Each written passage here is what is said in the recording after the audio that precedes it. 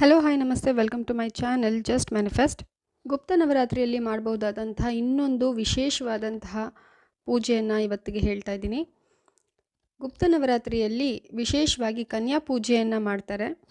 ಕನ್ಯಾ ಪೂಜೆ ಅಂದರೆ ಚಿಕ್ಕ ಚಿಕ್ಕ ಮಕ್ಕಳು, ಪುಟ್ಟ ಹೆಣ್ಣು ಮಕ್ಕಳನ್ನು ಮನೆಗೆ ಕರೆದು ಅವರ ಪಾದಪೂಜೆ ಮಾಡಿ ಅವರಿಗೆ ಒಂದಿಷ್ಟು ಸಿಹಿ ಕೊಟ್ಟು ಅವರಿಗಿಷ್ಟವಾದಂತಹ ಕೆಲವೊಂದಿಷ್ಟು ಉಡುಗೊರೆಗಳನ್ನ ಕೊಟ್ಟು ಅವರನ್ನು ತೃಪ್ತಿಗೊಳಿಸೋದು. ವಿಶೇಷವಾಗಿ ಹೆಣ್ಣು ಮಕ್ಕಳಲ್ಲಿ ದೇವಿಯನ್ನು ಕಾಣೋದು.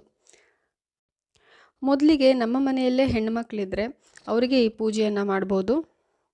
ನಮ್ಮ ಮನೆಯಲ್ಲಿ ಪುಟ್ಟ ಹೆಣ್ಮಕ್ಳು ಇಲ್ಲ ಅಂತ ಹೇಳಿದ್ರೆ ಅಕ್ಕಪಕ್ಕದ ಹೆಣ್ಣುಮಕ್ಕಳಿಗೆ ಈ ಪೂಜೆಯನ್ನು ಮಾಡಬಹುದು.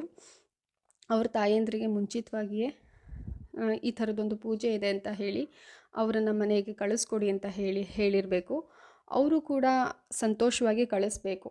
ಯಾವುದೇ ಬಲವಂತವಾಗಿ ಮಕ್ಕಳನ್ನ ಒಪ್ಪಿಸಿ ಕರ್ಕೊಂಡು ಬರೋದು ಬೇಡ.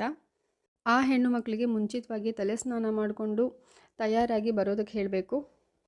ಅವರು ಬಂದ ಮೇಲೆ ಮನೆಗೆ ಎಲ್ಲರೂ ಸೇರಿ ಸ್ವಾಗತ ಮಾಡಿಕೊಳ್ಬೇಕು. ಹೇಗೆ ದೇವಿಯನ್ನು ಮನೆಗೆ ಸ್ವಾಗತ ಮಾಡ್ಕೊಳ್ತೀವೋ ಹಾಗೆ ಅವರನ್ನು ಕೂಡ ಸ್ವಾಗತ ಮಾಡಿಕೊಂಡು ಎಲ್ಲರೂ ಸಾಧ್ಯವಾದರೆ ಎಲ್ಲರೂ ಕೂಡ ಮಗುವಿನ ಪಾದ ಪೂಜೆ ಮಾಡ್ಬೋದು. ಇಲ್ಲ ಯಾರು ವ್ರತ ಆಚರಣೆ ಮಾಡ್ತಾ ಇದ್ದಾರೆ ಅವರೇ ಈ ಪಾದ ಪೂಜೆ ಮಾಡ್ಬೋದು. ಅವರಿಗೆ ಅಲಂಕಾರ ಮಾಡಬೇಕು. ಬಳೆ, ಕುಂಕುಮ, ಹೂವು ಎಲ್ಲವನ್ನು ಕೊಟ್ಟು ಅವರಿಗೆ ಒಂದಿಷ್ಟು ಉಡುಗೊರೆ, ಅಲಂಕಾರಕ್ಕೆ ತಕ್ಕಂಥ ಉಡುಗೊರೆಗಳನ್ನ ಕೊಟ್ಟು ಅವರನ್ನು ಪ್ರೀತಿಗೊಳಿಸ್ಬೇಕು. ನಂತರ ಅವರಿಗಿಷ್ಟವಾದಂತಹ ಸಿಹಿ ತಿನಿಸನ್ನು ಮಾಡಿಕೊಡ್ಬೋದು ಅಥವಾ ಮನೆಯಲ್ಲೇ ಮಾಡಿರುವಂಥ ಯಾವುದೇ ಸಿಹಿ ತಿನಿಸನ್ನು ಮಾಡಿಕೊಡ್ಬೋದು. ಆ ಮಕ್ಕಳು ಅದನ್ನು ಇಷ್ಟಪಟ್ಟು ತಿನ್ನಬೇಕು. ಇಲ್ಲ ಅಂದರೂ ಪರವಾಗಿಲ್ಲ, ಬಲವಂತ ಮಾಡಬೇಡಿ.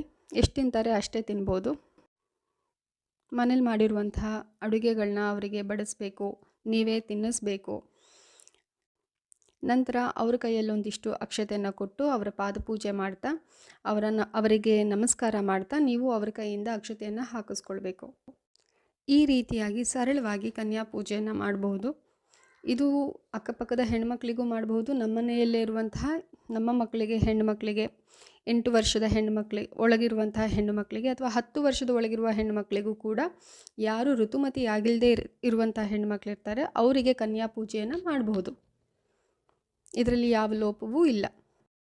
ನಂತರ ಆ ಹೆಣ್ಣು ಮಕ್ಕಳನ್ನ ಅವರವರ ಮನೆಗೆ ಸಂತೋಷವಾಗಿ ಕಳಿಸ್ಕೊಡ್ಬೇಕು.